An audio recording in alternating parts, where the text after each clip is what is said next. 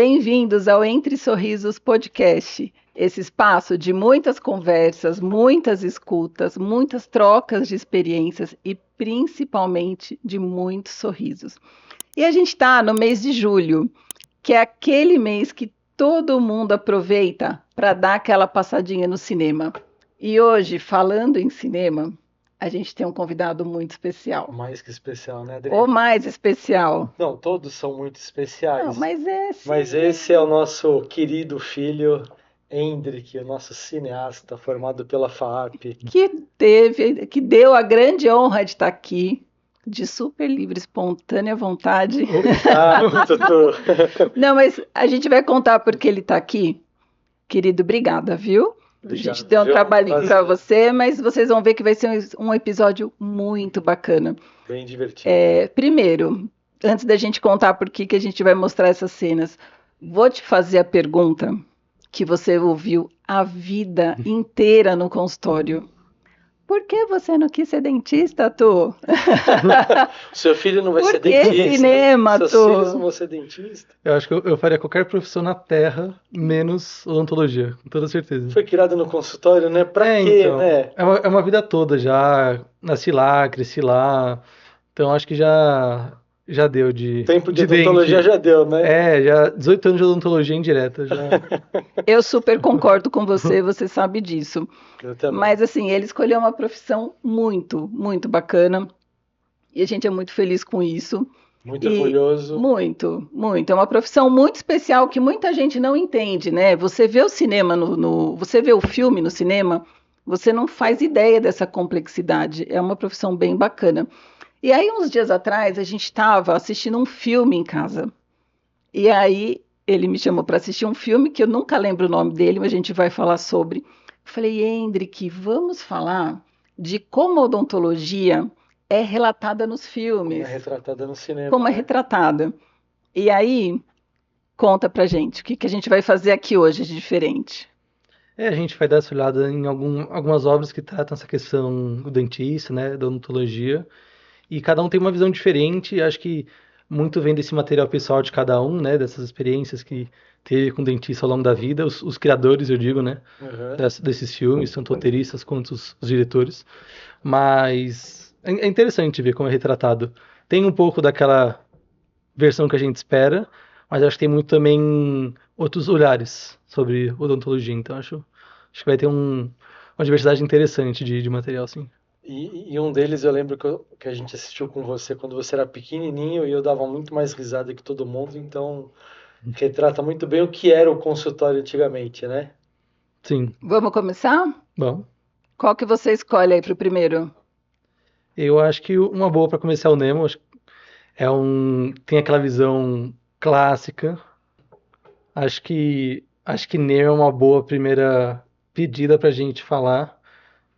Porque é isso, tem esse apreço muito grande que a gente tem de carinho pelo Nemo, né? Foi uma das primeiras animações que eu vi na vida, né? Sim. Lançou ali bem próximo quando eu nasci. E tem essa visão clássica do dentista, né? Claro, por ser uma animação, esse lugar de procura para uma ideia vem muito desse ponto pessoal da memória, né? Sim. Então, se remete muito à experiência de quando você é criança e vai no dentista. Então é interessante que eles criam esse espaço como quase um momento de terror ali, né? Então, o lugar dessa grande vilã, que é a menininha, claro, uma menininha inocente ali, mas que tem toda acho que falta de noção um pouco das coisas, né? Causando terror no consultório. Então, e indiretamente acaba virando esse monstro pros peixes, né? Do filme do Nemo. Mas acaba sendo esse espaço de medo, de refúgio. Eles ficam ali nesse aquário vendo todos os procedimentos de dentista ali. E acho legal esse momento final que é esse momento da fuga, né? Que o Nemo consegue fugir, mas tem todo esse caos, esse espaço. Essa parte aí que o pelicano entra, que o motorzinho aí é acionado, e o menino na sala de espera. Eu gosto muito do Nemo, porque por muitos, muitos anos a gente teve aquário no consultório. Um passo antes. Era comum, né? Quando eu era criança, eu ia trazer hoje, eu esqueci, eu usei exatamente o aparelho dessa menininha.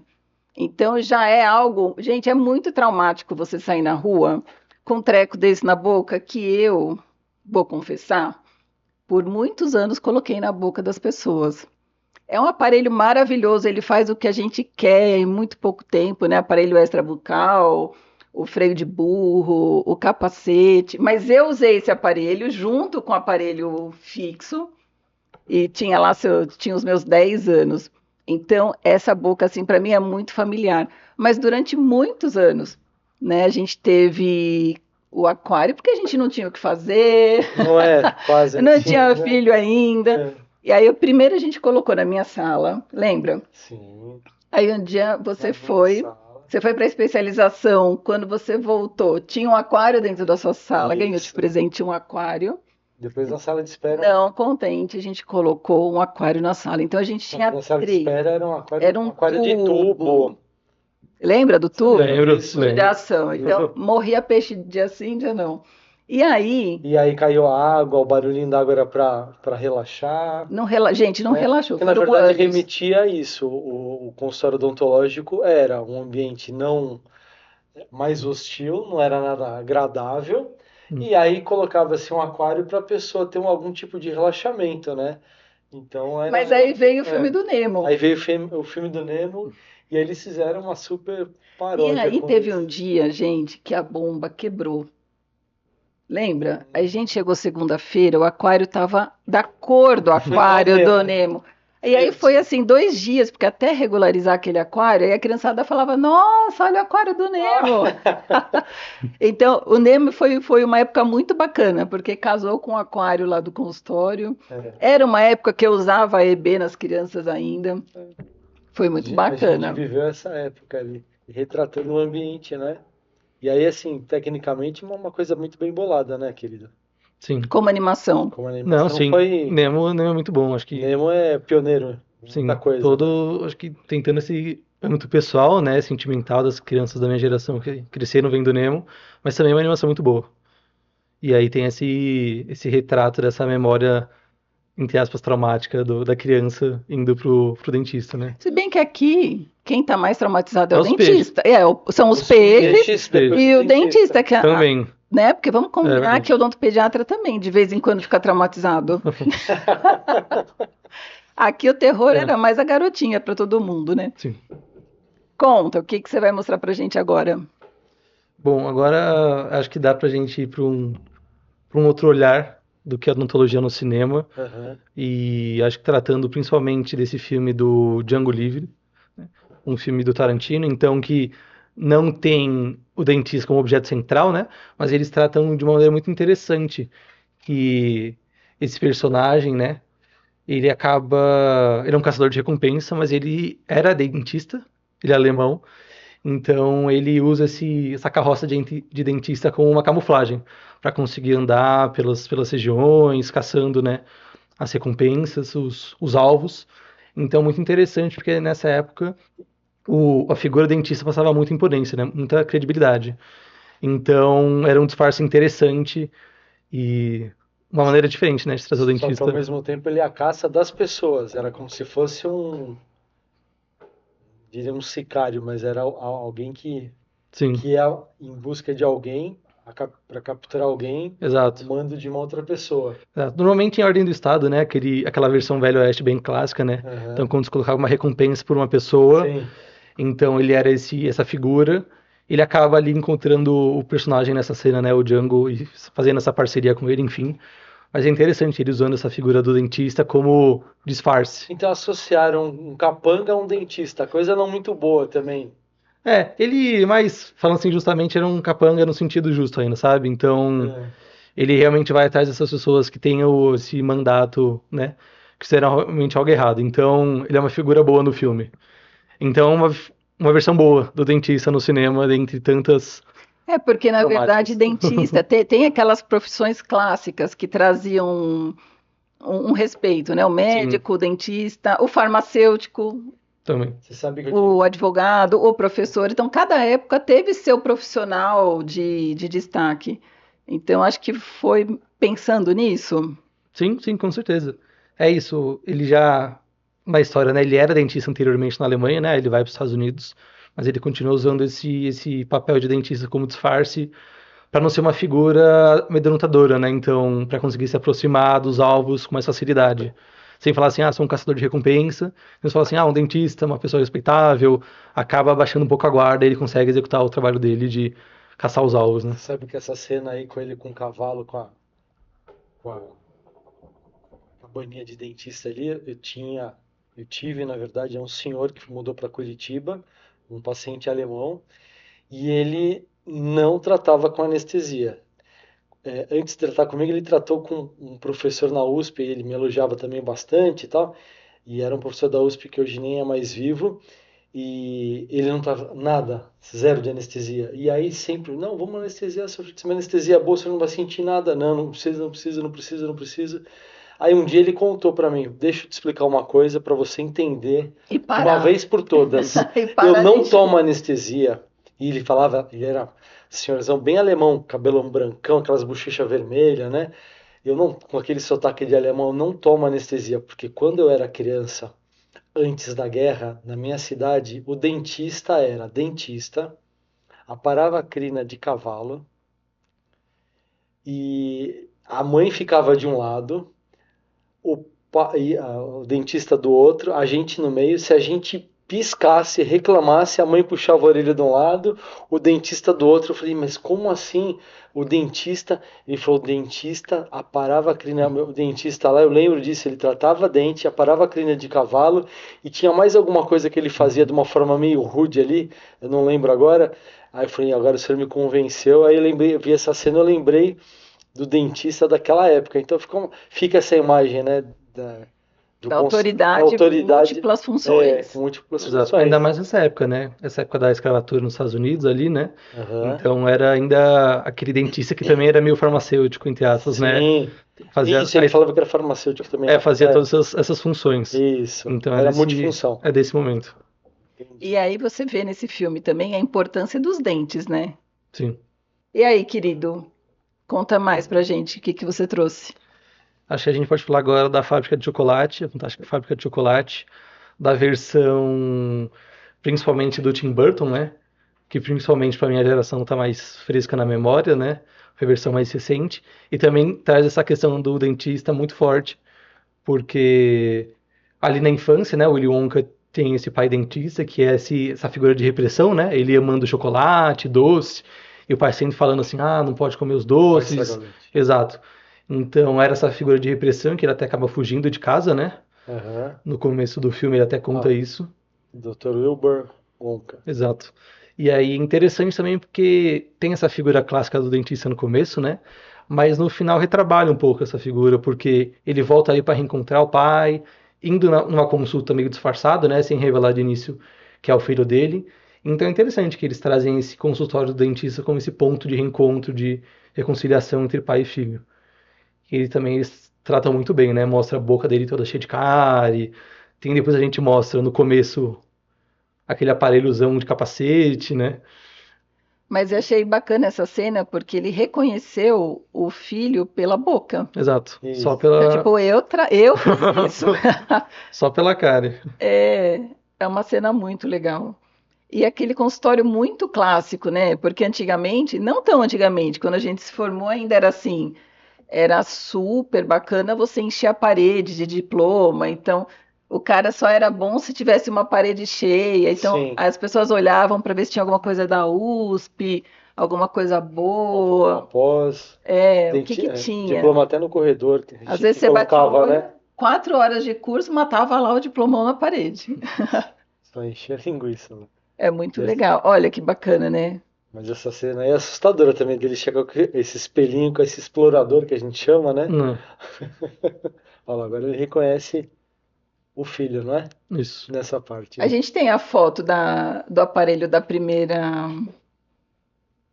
Dele criança. da primeira E olha que vez. consultório antigo.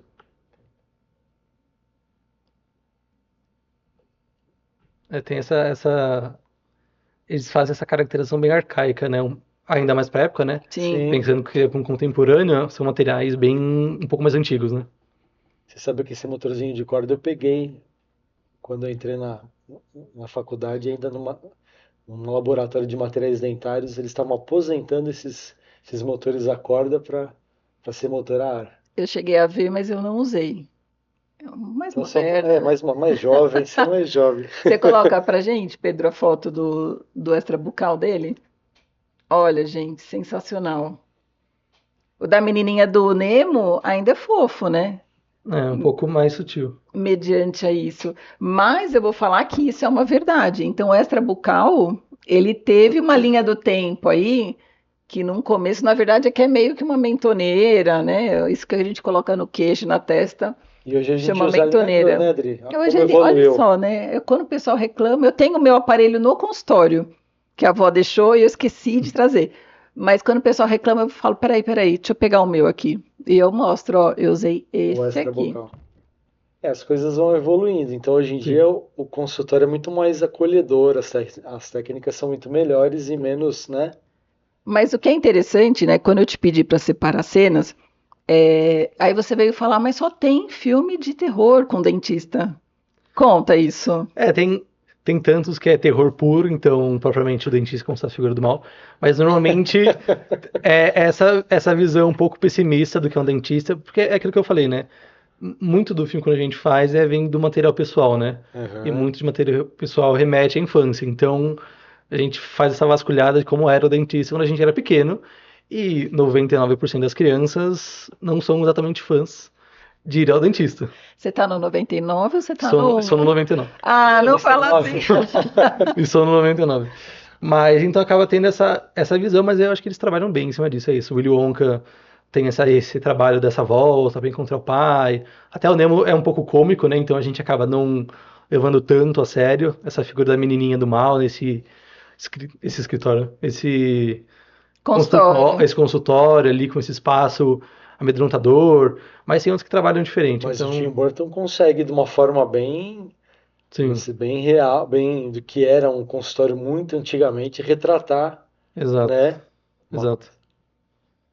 E aí agora você vai mostrar, na verdade, que você me contou, não é o filme em si, mas é um trailer, certo? Sim, sim, Que é o filme que a gente estava vendo em casa, que exato, inspirou esse episódio.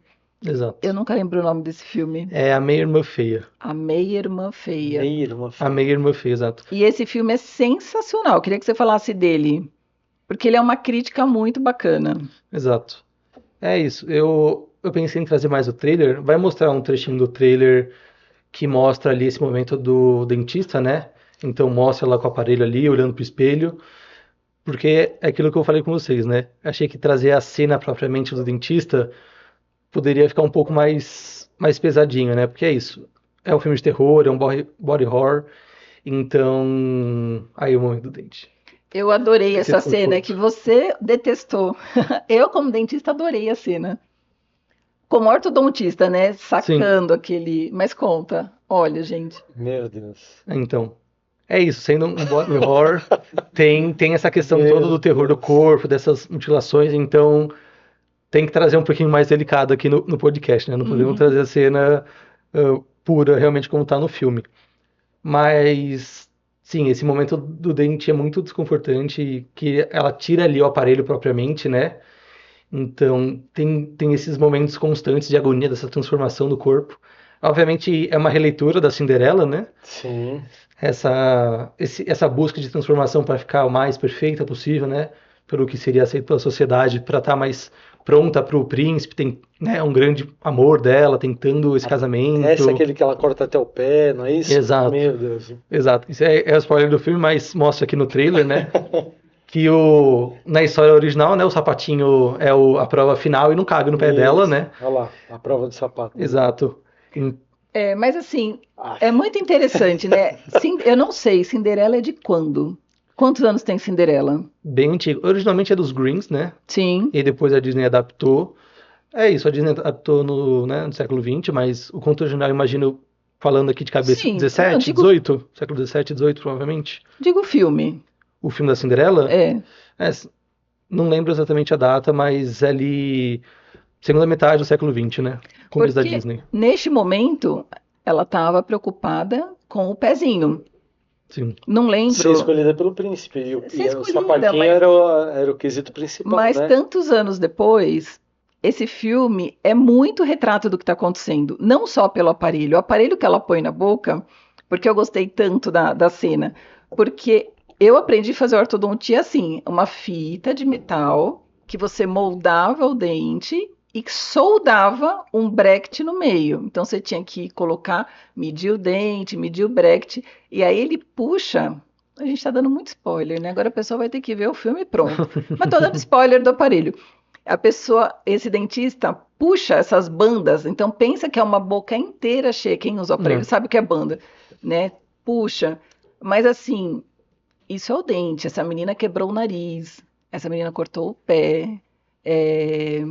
Não lembro mais o que ela fez. Tem a questão também do emagrecimento. Emagreceu. Tem muitos procedimentos. Uma busca por uma estética. Uma estética perfeita e real em busca desse sonho. Tudo isso, obviamente, imposto por essa sociedade aristocrata da época, né? Que é isso que você falou, reflete muito no que é hoje em dia. É que não deixou, eu acho que hoje em dia tá disso um tanto, porque a gente vê meninas lindas fazendo procedimentos estéticos. De harmonização, coisas O dente é o de menos, o dente a gente pensa que a ortodontia também vai trazer função para mastigar. Não é só estético. Não é só estético também, você ganha estética. Mas o filme retrata uma adolescência de hoje. Sim, ela ali tinha os seus 15 anos, mas é isso, tipo, essa busca irreal e como ser de um terror, então traz essa carga visual, né, então do sangue, da mutilação, Sim. até na parte do dente, né, esse momento do tirar o bracket é muito angustiante, ali ele só pega o alicate puro. Pra quem não gosta de sangue, não veja esse filme. Com certeza. Tá pro Nemo é muito mais agradável. É um filme para 18 anos. É 18, né? Sim, é um filme pesado. Me agrada de gosto, tanto pessoal quanto técnico, né? É um filme que me agrada, mas é isso, pra quem não gosta de um terror. A menininha do Nemo é uma fofinha, querida. Exato. Problema do Nemo, se ele tá aterrorizado com ela. Mas... O que mais a gente tem? Você me falou que tem um filme que chama o dentista. Sim, é claro, é isso. Não vamos trazer aqui porque é puramente um terror, mas existem filmes que é puramente o dentista, como essa figura do assassino mesmo, do slasher. Então, tem toda essa gama, esse leque do que é o dentista no cinema. Tem desde o vilão propriamente, o assassino ali de um filme slasher, quanto a menininha, criança do Nemo, que quer o peixinho, só que não sabe lidar com o animal, quanto o Django, que o parceiro dele, né, ali o doutor, ele se disfarça de dentista para conseguir essa proximidade. Existe algum onde o dentista não tem esse papel de vilão? Então, no Willy Wonka eu creio que é esse papel, que no começo ele é um vilão, e aí, né, essa figura de repressão do menino que só quer curtir o chocolate, Sim. quer a vocação dele, ele é barrado, mas tem esse retrabalho. E até o do Django Livre também, né? Obviamente ele usa como disfarce, mas o doutor ele é uma figura muito boa, né? Ele vira um grande parceiro do Django, libera ele ali da escravidão, vira um real parceiro, né? Então, e acaba me possibilitando, sendo essa figura de mentor na trajetória dele, né? Fornecendo os meios para ele conseguir a vingança dele. Então, sinto que o Django e o Willy Wonka tem essa... Atenua. Tem... Mas não tem uma mensagem subliminar que o dentista é o cara que é um pouco sádico, que gosta de sangue. Isso acaba que não tem como fugir. Subliminarmente, não? Não tem dentista com uma figura 100% boa. Mas humanamente e retrabalhada, acho que esses dois filmes se carregam bem. Esses outros três aí é a visão um pouco mais pessimista. Mas o que eu acho que é bastante interessante, a gente que está bastante tempo na área, a gente vê o quanto teve evolução e quanto hoje é mais aconchegante, quanto não tem sofrimento. O tratamento ortodôntico é uma das provas. Sim. Hoje você coloca aquele alinhador, depois de 10 vezes você joga fora, pega outro. Não, e hoje a criança que vem no consultório, a criança pequena, de primeira vez, a gente já trabalha essa chegada para que não tenha essa visão. Sim, né? Então, o que acontece? Muitos a mãe fala, nossa, dia de vir no dentista é dia de festa. Salinha de brinquedo. Na minha idade, na minha época, ir no dentista é que eu tive muita sorte. Tive uma pediatra muito boa. Mas eu gostava muito de ir, mas era um pavor. Tanto que a gente usa sedação, porque tem gente que não dá conta, já entra Os pacientes, suando.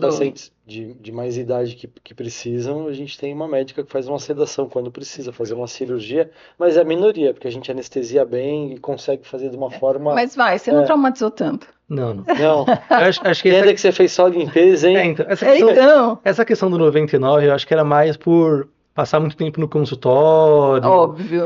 Aí, naturalmente, a criança acaba um pouco ali ficando, né?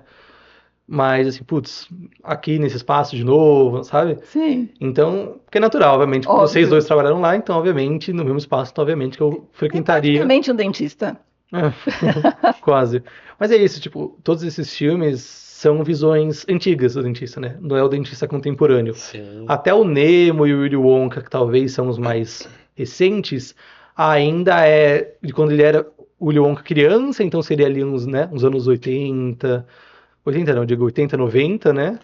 E o do Nemo, a criança que era pequenininha, só que o... Aquela cadeira acho que é mais anos 50 para 60, É, não? então, bem antigo. E o Bem Nemo, ali começo dos Já anos tá 2000, legal. né? É, E as memórias desse diretor roteirista quando era criança, então, né? Sim. Anos 70, 80. o Nemo acho que é 2006, 2007, por aí. Começo dos É anos 2000. 2005, 5, é. Mas é isso, essas Pequenininho. lembranças do diretor era de quando era criança, então ali Sim. pelo menos anos Sim. 80, né?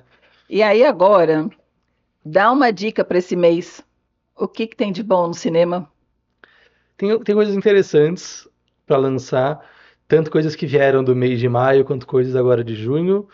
Claro, tem tanto o filme novo do Spielberg, o Dia D, que Steven Spielberg é sempre Steven Spielberg, então acho que sempre vale dar aquela conferida. Tem o filme novo do Almodóvar, que saiu também nesse mês de maio anterior, que é uma pedida interessante. Nenhum filme de dentista, à Que vista. bom. Acabou. bom, Acho que acabou. depois do Nemo. Não, veio esse com essa cena e não tem mais. Eu creio que estão esperando já o dentista. Então, né? Então, vamos ver até onde fica essa memória do dentista mal. Creio que já acabou. Podia fazer agora um filme de dentista Salvador da Pátria, de herói. Acho que não vai rolar. Retratar Tiradentes, foi o mártir ali, né? Alguma coisa do tipo Exato. ali. Vamos lá falar com a Natália? Continuar o papo lá embaixo? Vamos lá? Vamos. Muito obrigado, querido. Imagina. Cheguem, meus convidados! querida. Que bom que vocês vieram de novo! Eu vou chegar com uma pergunta. Meu Deus, já vem. A pergunta é: E aí, Hendrik, gente, Bom. esse menino tá muito grande agora, ele tá na faculdade. Quer dizer, já acabou terminou a faculdade. Como desse pode? cinema. Como pode? Que idade eu tenho? Que ano que eu parei? Hendrik. Eu lembro de uma Não é? história. Eu lembro de uma Conta, história. eu sei qual é lembro essa dessa história. Essa história é marcada por todo mundo, né? Uhum. O Hendrik com dor nas pernas. Ai, minhas pernas De dói. tanto, Lembra que ele andava? Ele parecia o Taz. de tanto correr na chácara. Na chácara. Um dia, gente, o menino corria. Ele correu aquele dia, na hora que ele acordou, umas 10h30 da noite. A chácara tem uma mesa assim, perto da churrasqueira do filme de pizza, para umas 20 pessoas. Ele corria. E as vítimas eram. Natália e todos os irmãos, Os irmãos. porque todos ficavam correndo. Atrás de ele. Aí no dia Atrás do Hendrik, porque o Hendrik tinha uma velocidade. E agora Fala ele aí. é o quê? Nosso cineasta favorito. Não é? Lembra disso? Não. Eu era muito pequenininho. Mas a pergunta para você é: Gente. não sei, mas quantas vezes você assistiu Nemo? Uau! Foi muitas vezes. É o meu filme desenho que- preferido. Ó, até hoje, minha frase de vida. Continue a nadar, continue a nadar. Olha só, legal. É sempre assim. O que a gente estava conversando? Como o cinema fala da odontologia? Cinema relata o vinho. Vamos lá.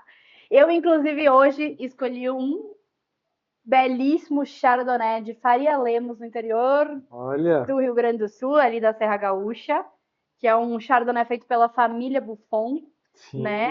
E vinícola, assim, boutique, com rótulos únicos. Pra você ter uma noção, esse vinho aqui só tem 250 garrafas dele, ou seja, uma barrica. Você tá brincando? Porque em cada... Não faz assim que dá uma emoção. A gente teve o privilégio. Gente, quem quiser comprar esse, pouquíssimas unidades. É tipo exclusivo mesmo pra gente provar. É um vinho Chardonnay envelhecido em barricas que foram envelhecido whisky. Ah, Então vai você ter chama todo Tennessee? Tennessee. Então tem todo um contexto diferente, toda uma Por quê? Porque a gente tá falando de cinema e o cinema trouxe muito um filme que eu amo muito que chama Julgamento de Paris. Eu assisti. Tu assistiu Muito esse? legal. Muito incrível. É aquela A gente tava falando degustação às cegas. Degustação Na às cegas, Califórnia. Na verdade, foi em Paris. Em Paris, dos vinhos californianos. Americano levou para competir lá, né? Um Chardonnay do Napa Valley, da Califórnia. Competir contra os Chardonnays de Paris naquele momento. Que só o vinho, né, da Europa era o melhor. E, grata surpresa, o Chardonnay do Napa Valley foi melhor do que o Chardonnay parisiense. E hoje a gente tem, né, Muito legal o esse novo filme. mundo mostrando cada vez mais. Então aqui temos um Chardonnay Isso, linkando com essa parte do cinema, porque se você não viu esse filme, assista esse filme Julgamento de Paris. isso foi Bem um legal. divisor de águas entre o velho mundo que é a Europa e o novo mundo. Com certeza, eu acho que marcou totalmente a validação eurocentrista, né, de que o vinho também pode ser feito fora daquele paralelo limitado da Europa. Vinhos de qualidade são feitos no resto Do mundo também. Hoje a gente já tem todos os vinhos que eu tenho trazido aqui, vocês têm provado e aprovado. Nossa, melhor São todos do Brasil, por enquanto. A gente está Com trabalhando muito orgulho. bastante com vinho brasileiro e trazendo essas novidades, né? Mas conta aí, Hendrik, como que o cinema entra ali com o vinho, ou como entra com a odontologia? Como foi cursar essa faculdade de cinema? Totalmente diferente dos seus pais. Que bom, Foi a né? primeira pergunta. Por que não? Por que não, Porque é Biral? uma coisa muito mais legal. Ah, com certeza. Ainda bem que minha madrinha também. Eu falei uma vez, não sei se você lembra. Eu queria trabalhar lá no consultório, eu achava muito legal. É muito legal, mas se não faz parte do teu... A gente ama o cinema, Isso. então nós temos representantes na família. Mas você sabe o que é muito legal do cinema, querido? É porque, assim, eu não fazia ideia. E eu acho que pouquíssimas pessoas fazem ideia do que é um filme. Porque, assim, você acha que, assim, é aquele glamour de você estar lá filmando e depois você vê o filme no cinema. Mas eu vejo ele trabalhando em casa alucinadamente. Conta pra nós, conta pra nós. Conta como é esse processo de pensei e coloquei no cinema, por favor. Então, o processo, obviamente, o final, como você disse, é muito satisfatório, muito bonito, tem aquele momento de beleza, mas, lógico, todo o processo é muito legal, muito bonito, mas é muito cansativo, muito intenso e faz parte, né? Então, desde ali do desenvolvimento, a pré-produção, a produção, principalmente a gravação, é um processo fisicamente intenso, né? Propriamente. Pensando até em escala de trabalho, assim, né? Tipo, não tem essa lógica das 8 horas do dentista ali, Não tem. Não vai trabalha e vai para casa, 12, às vezes mais de 12, tudo muito Não, intenso. porque é como no mundo do vinho. Tu começa a gravar e entrou no flow do negócio, tu não pode falar, vamos parar porque deu 8 horas e acabou. Não, no mundo do vinho, se a gente colhe a uva hoje, eu tenho que ir até o final do processo para que essa uva esteja no lugar. Imagino que no cinema é isso. Tu locou aquela casa, aquele espaço, tu tem que aproveitar ele. Então, o cronograma, disso, né? O que eu vejo de pré-produção. Porque assim, né? Hendrik é cineasta, a gente vive o cinema, Bernard gosta de avião, a gente vive, né, aviação. Mas eu vejo ele na pré-produção. Só filho bom, hein? Só filho bom. A outra, né? E a filhada também, filhada diga-se de passagem, também. A pré-produção é punk. Fala pra nós. O que é uma pré-produção? Para quem nunca ouviu, não é assim, cheguei no set maravilhoso, estou filmando, né? Conta. Exato. A gente tem essa pré-produção entre a gravação e o desenvolvimento, né? Então, o desenvolvimento a gente consolida ali o projeto, faz o roteiro, conceitos e tudo. E essa pré para conseguir entender como produzir, como consolidar. Então, esse levantamento de locação, de equipamento, como gravar cada cena, tanto em questões técnicas quanto questões artísticas, né? Então, de abordagem, acho que muito também isso do vinho, né? Também. Tem muito do que você almeja, né? Tanto a reflexão prática quanto, tipo, que sabor a gente quer alcançar, né? Como a gente quer que a pessoa sinta isso, perceba, né, de fato. Então, tem todo esse entendimento para realmente a produção já está tudo bem desenhado. Tanto em ator, quanto de cenário, quanto dos equipamentos certos. Meu Deus. Então, é realmente essa consolidação do roteiro, da ideia, pro que vai ser a prática quando conseguir. Porque é isso, a gravação tem muito dinheiro envolvido, então tem que ser muito rápido, tudo muito. Prático, acho que do vinho também, né? Quando tá ali na ação, Totalmente. tem que já ter tudo delimitado, né? Esse plano de ação. O que acontece? A gente se programa um ano antes de saber. Eu sei que eu vou colher 300 mil quilos. Eu tenho que ter esse preparativo antes de onde eu vou botar essa uva, onde eu vou fermentar, se eu vou pôr num barril de uísque, se eu vou botar num barril carvalho francês. Desde que o clima permita também. Desde que o clima permita. Não, de fato, a gente faz a projeção desse vinho, né? Antes dele estar realmente dentro da garrafa, mas é um planejamento muito longo que ninguém imagina. A gente acha que estamos tomando esse vinho porque é dessa uva e acabou, alguém espremeu com o pé, né? Porque a galera acha, como nos filmes muitas vezes retrata, né, Padrinho? Vamos pisar lá, depois a gente bebe. Pisa da uva. Certo, corta. Isso. Vem o editor ali do vídeo, corta. E você tá aqui. Entrega aqui. Já chega engarrafado do outro lado. O queijo também, olha, temos mais uma vez Queijola, tá trazendo queijos incríveis, Priscila. Eu não tenho mais como agradecer todas as vezes nesse podcast que você traz queijos maravilhosos, e hoje trouxe queijos emblemáticos, com bastante estrutura para acompanhar esse vinho que tem. Fala aí do aroma, Padrinho. O que você achou? Eu queria falar desse aroma. Vamos falar desse aroma desse vinho, que é totalmente diferente de um Chardonnay que vocês estão esperando. Eu tava aqui, ele tem aroma do quê? De grapa? Não, ele tem aroma do uísque. Do uísque, conhaque, aquela coisa. Conhaque. Porque a barrica, tem a influência da barrica. Mas a influência aqui tá muito gritante. Aromaticamente. Maravilhoso. Por mais que as pessoas achem que a barrica dá aquele gosto, a primeira coisa que a barrica dá é aroma. E aqui é assim, clássico. Classiquíssimo. Muito bom. E aí? Nossa. Bem cítrico, Família né? Buffon. Bem? Eu queria que você desse um spoiler daquela caixa. Só abre a tampa e fecha. Estamos guardando para o episódio especial, mas com certeza. Família Buffon, além de mandar esse exclusivo vinho de barrica Tennessee, né? Que pouquíssimas garrafas temos. Explica, Natália. Eles nos mandaram um vinho que também foi feito de um processo incrível, que é o enterrado deles. Olha como vem isso. É um vinho que ficou enterrado de fato. Pelas tradições portuguesas, né, das guerras, eles enterravam o vinho para impedir os saqueamentos. Ó, tem até a parte do solo, né? Olha. Esse aqui é um Marcelin 2023 que ficou ali enterrado. Ai, Natália, isso muda o vinho? Muda, tá lindo. Vamos descobrir nos próximos episódios. E ele está numeradíssimo.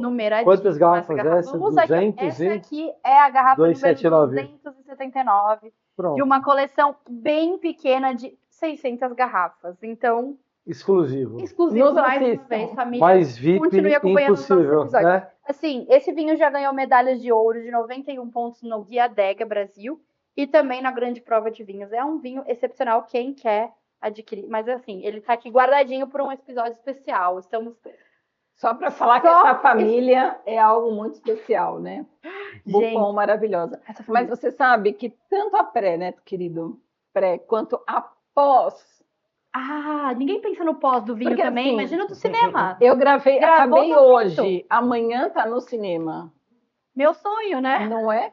Até Pedro, da nossa edição, falou, a gente aqui gravando horas e horas de podcast, queremos para amanhã, Pedro. Pedro, conta. Não é fácil assim. Pós é outro trabalho muito intenso, porque aqui, obviamente, a gente planeja tudo na pré, né, grava, mas na pós que a gente redescobre... É aquele trabalho de escola, né? Cada um fez a sua parte e vamos apresentar. Não. Porque muito você redescobre realmente ali do que você gravou, né? Às vezes o material ele acaba se revelando um conteúdo diferente, então tem toda essa ideia de como realmente dar esse tom do filme, obviamente. Achar os errinhos, tem tanta questão da correção quanto de linguagem também, né? Mas é outro processo muito longo. Já aconteceu de tipo, meu Deus, agora no pós, vamos ter que gravar de novo. Eu já vi isso em casa. É sério? Já. Como ele só volta tem que voltar tudo de novo. Ele fala, tô indo... Como você fala? É regravar? Regravar. Às vezes acontece, sim. E aí é isso. Tem a questão tanto de conseguir retomar o tom ali da equipe, né, do ritmo, ver o que... Imagina, né, que passa meses. A gente imagina na nossa cabeça... O último filme que eu fui ver no cinema foi Diabo Veste Prada. E tá esse maravilhoso dos últimos tempos, mas esse filme deve ter sido gravado há no mínimo um ano, 2 anos para ele estar estreando agora, em abril de 2026. Porque são vários cenários, vários contextos, vários momentos. Então, tipo, a gente nem imagina, a gente acha que Gravaram mês passado, fizeram um diazão de gravação e tá pronto. Não pode ter pressa, né? É um processo, né? Como que chama um profissional que faz Como vinho. contínuo isso? Como vinho. Ah, isso é muito interessante. Eu aprendi aqui É. a continuidade do episódio. Me conta mais sobre isso. O continuista, ele trabalha ali bastante na pré e na gravação, porque obviamente a gente não grava o roteiro em ordem.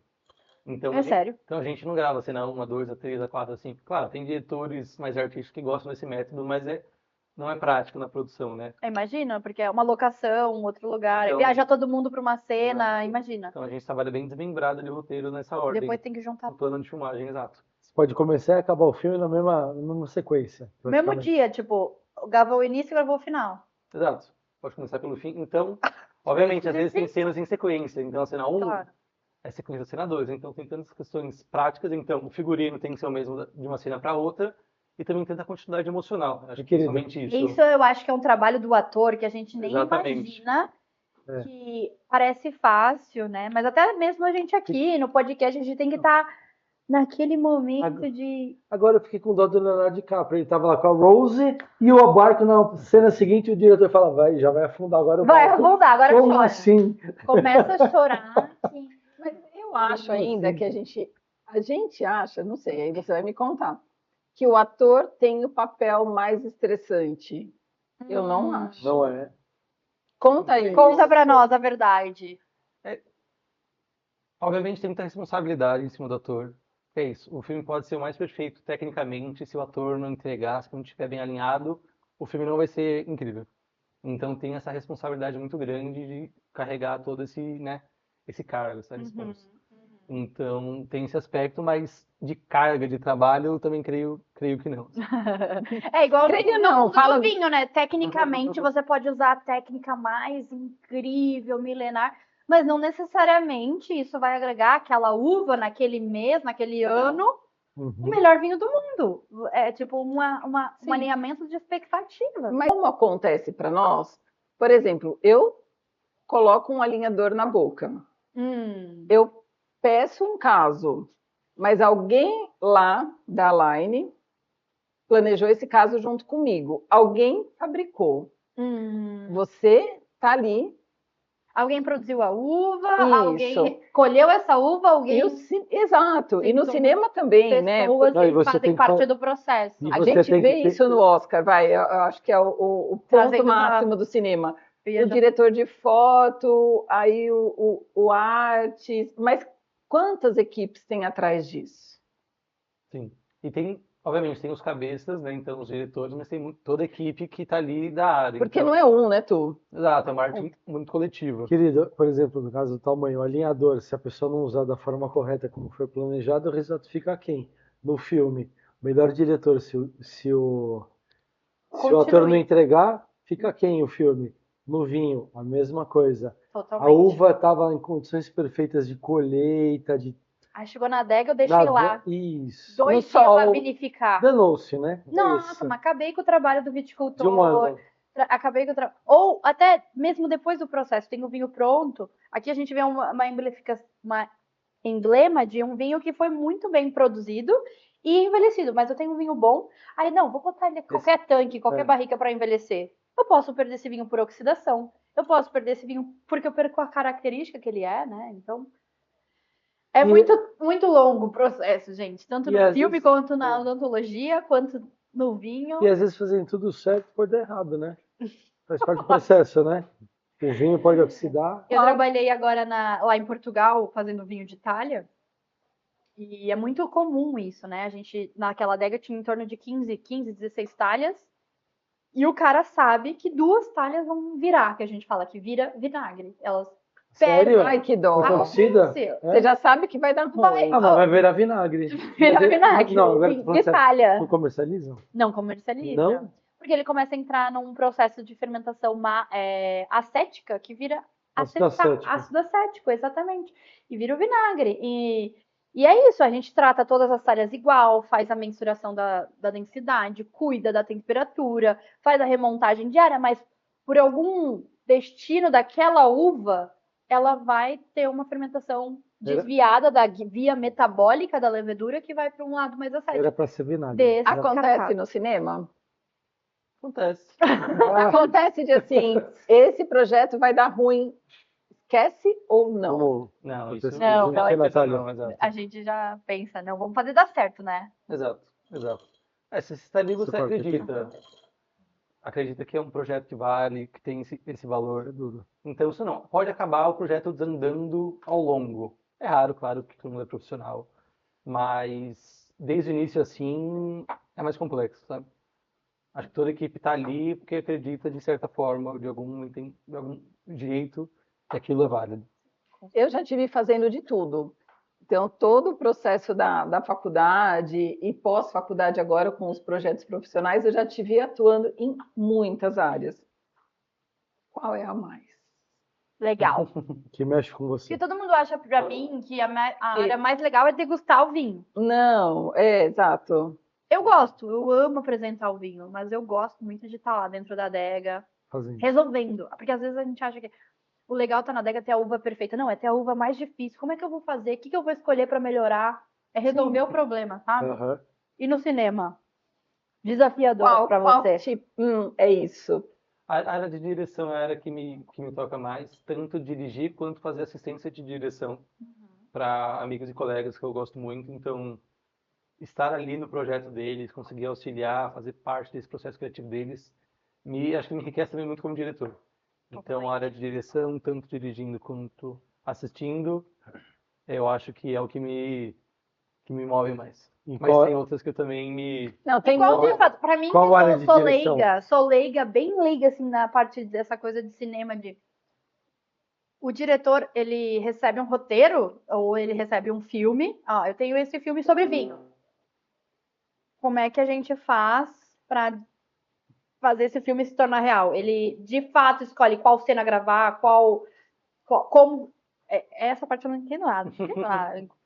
Então, acho que dá para dividir entre esses dois modelos de filmes, né? O da arte e o comercial. Sim. É uma divisão muito superficial, Uhum. que tem toda uma cadência de nuances, né? Tem filmes que não é 880, né? Não é um Não, filme não. de arte, é um filme comercial. Não existe Tem que isso, estar né? ali no meio dos dois. Exato. Os filmes, eles se colocam nesse espectro aí. Mas tem diretores também que fazem roteiro, então é uma ideia deles. Eles carregam ali desde o começo, então fazem roteiro e dirigem. Tem diretores que recebem um roteiro, mas tem aquela fala que é um pouco genérica, mas é verdadeira, que o diretor é o maestro. Uhum. Então, ele coordena ali para tudo ficar coeso. Então, a arte, a fotografia, o elenco. Então, essa figura que une todas as áreas para uma única ideia. É o diretor que escolhe os atores? Depende, é Depende. isso. Tem Tem casos que sim, tem casos que não. Mas Tem eu já diretores ouvi. mais ativos, menos ativos. Tem que ter afinidade do processos. diretor com o ator principal ou não? Ah, não, isso claro. Isso acaba se gerando de qualquer Ou jeito. não, porque eu digo assim, de repente a produtora força, eu quero o fulano de tal para Isso estrelar deve esse acontecer, filme, isso deve não o acontecer. outro. E o diretor não pode opinar. Exato, Mas projetos eu sim, já ouvi projetos não. assim. Eu já ouvi assim. Eu estava. Aí é mais uma questão de roteirista. Eu estava escrevendo esse papel e pensando em fulano. Exato. Isso sim, é. E o fulano acontece, sempre né? aceita? Costuma. Se você escreve uma coisa para um ator, é porque você tem uma intimidade de qualquer nível com essa pessoa. Então, claro, às vezes você é um ator que você almeja. Então, principalmente em começo de carreira, assim, gostaria muito de trabalhar com tal figura. Tem um sonho. Você tem um sonho, Hendrik? Ai, De peguei atores? assim, Ai, que linda. Ah, claramente tem atores brasileiros que eu respeito muito, admiro muito. Então, tem aquele sonho. claro, alguns sonhos, acho que todo mundo tem. É, porque senão Naturalmente. não fica na profissão, né? Hendrik, Eu tinha o sonho de fazer vinho em Portugal. Fiz, tá Olha lá. feito. Agora eu tenho que criar outro. Procura que é outro sonho. fazer espumante Ó, de champanhe. tem que jogar as coisas para o universo que acontecem. Champanhe, né? champanhe. Você tem essa vontade de um dia ouvir And the Oscar Goes to? Ele não sei, mas Tu fez essa pressão comigo? Lembra? Conta. eu falei falei isso assim, pra não, ela. É sério, eu falo isso pro Hendrik. And the Oscar. Ai, o dia que for pro Oscar, se não chamar a mamãe. E aí ele fala assim, mãe, você tem noção que tem 2 ingressos? Aí eu falo, tudo bem, eu fico lá fora com o cartaz. Imagina. Não é? Mas é muito legal. Agora eu vou falar com o Fábio. Quando você está orgulhoso, de ter esses dois aqui no meio de nós. Muito. A Porque a Natália... gente criou... Gente. Né, eu me sinto criando também, Natália, apesar de ser afilhada, mas Totalmente. É uma filha. a gente quer que você faça o que você ama. Que você gosta. E aqui a gente tem Dois duas exemplos. pessoas que foram fazer o que ama, porque Isso. acredita. Não foi ser dentista porque a madrinha poderia ajudar, e não foi ser dentista Que os pais porque são. os pais dariam oportunidade. Que era fácil, né? Tava montado já. Os dois estariam numa posição fácil Confortável. de dinheiro, Isso. mas e realização pessoal? Me falam isso, o teu filho não fez odontologia? A gente ouve isso demais. E eu dou exemplo, a minha filhada fez cinema por uma influência de um livro que a Adriana... Enologia. Enologia. E o Hendrik fez cinema porque ele gosta. Cinema, não fez odontologia? Eu falei, não. E aí contei a história do Hendrik. Né? Falei assim, o Hendrik, quando a gente já sabia, numa orientação vocacional, que tinha dado artes visuais. Caraca. Mas ele gostava desde o Nemo. Do Nemo. Antes do Nemo. A história do Nemo. A gente já sabia. Então deixa eu só finalizar isso. E aí eles já sabia que ia ser... Tinha esse veio artístico pro cinema. E aí a orientadora deu um feedback para a gente que tinha dado essa área. E aí ele veio... E aí, Hendrik, o que deu seu vocacional? Eu lembro que ele falou assim, eu não sei se... O medo se também. vocês vão Não, deixar... ele falou assim, eu achei muito legal. Ele falou assim, não sei se você lembra, eu sempre soube, mas eu tinha medo que vocês não gostassem, porque vocês são todos da saúde. Aí eu falei para E ele... assim, todos quem? Né? Porque são todos... Não, amor, são todos nós dois e os tios. Os tios. Mas assim, eu não sou de família de dentista, de saúde. O pai tem um tio. Então é assim, todos... E daí? E se fosse uma família, né? Porque você conhece assim, pai, dentista, avô, dentista, bisavô. A gente conhece famílias Ou assim. médico, né, também. E que vem daí? E aqui a gente tem dois exemplos que seguir o que gosta é a garantia do sucesso. Não seguir o que acha que vai dar dinheiro. Aí eu falei para ele, assim, só não vou deixar você fazer se for alguma coisa ilegal. Fazendo, roubando, matando, sendo trapaceiro, não. Mas como isso não faz parte da sua índole, eu te criei bem, não vai ser desse jeito. E aí eu completei, você lembra? Imagina se o pai do Spielberg falasse para ele, não faça cinema, meu filho. Você sabe da história do Spielberg? Só que foi o contrário, né? Conta que é linda. Só foi o contrário, né? Conta. Vai, por favor. Aonde ele começou? Não foi no cinema. Não. Tinha essa vontade altruísta dele, né? Tem até o filme sobre ele, né? Isso. Fabelmans, que mostra essa vontade genuína de produzir ele quando criança, junto com os amigos. Então, é isso. Eu acho que tem casos como ele, que tem essa vocação desde pequeno, tem outros que vai desenvolvendo ao longo, é isso. Toda criança gosta de filme, gosta de desenho. Mas eu acho que essa virada do interesse de como se produz, como se cria, que é que você fala, entende que é um negócio. Exato. Mas ele foi para engenharia. Mostra isso no filme. Do Spielberg.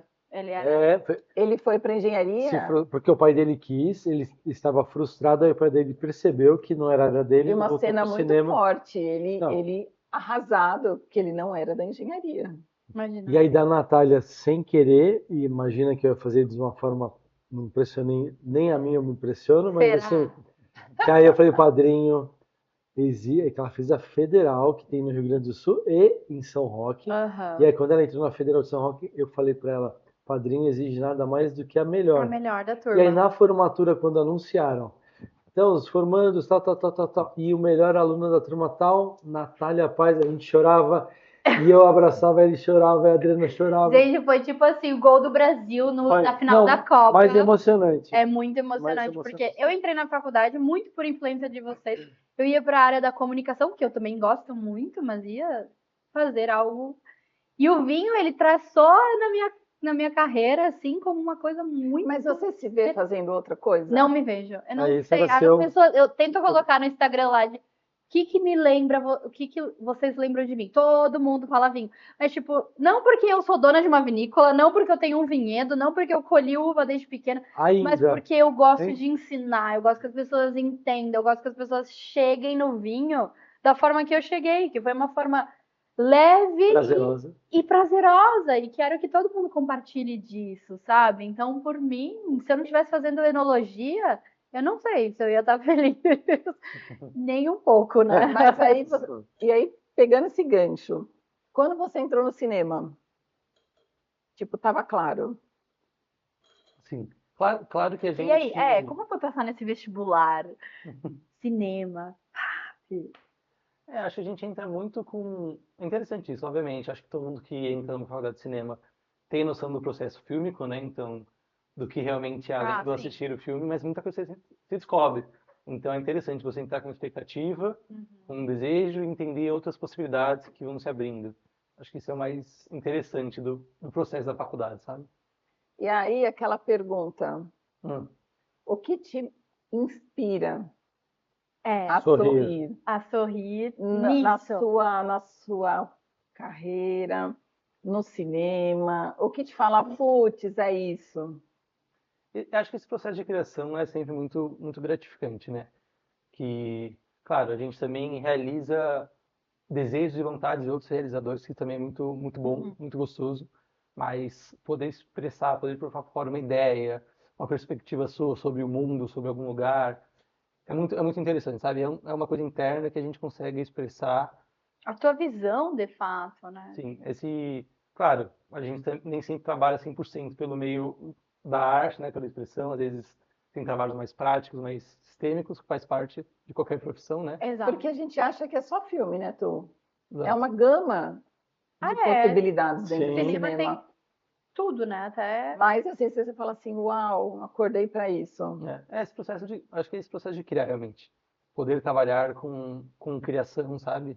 Com contar histórias, ou até indo no processo documentário, contar histórias, explorar coisas reais. E documentário é seu forte. É o que eu... Você gosta muito. Sim, trabalho tanto com ficção quanto documentário, mas atualmente o documentário é o que me instiga mais. Te faz sorrir, né? Na criação, exato. Eu acho lindo, eu adoro assistir documentários. E você, Natália, o que te faz sorrir?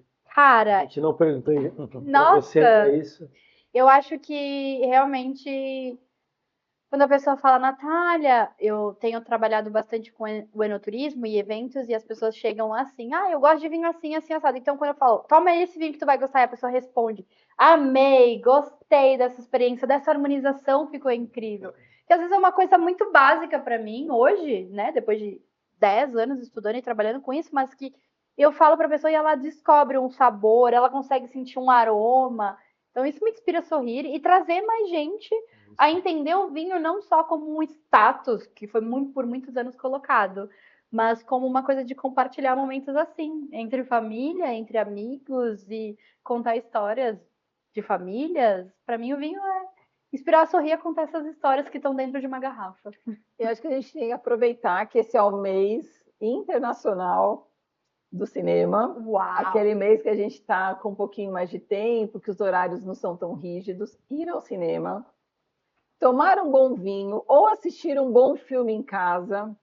E tomar um bom vinho junto com muitos filmes com sobre vinho. Sidewalks. Aquecer a alma. Isso. 3 dicas de filmes. Sidewalks, Julgamento de Paris e Viu-Ver Clicou. Eu amo isso. Amo!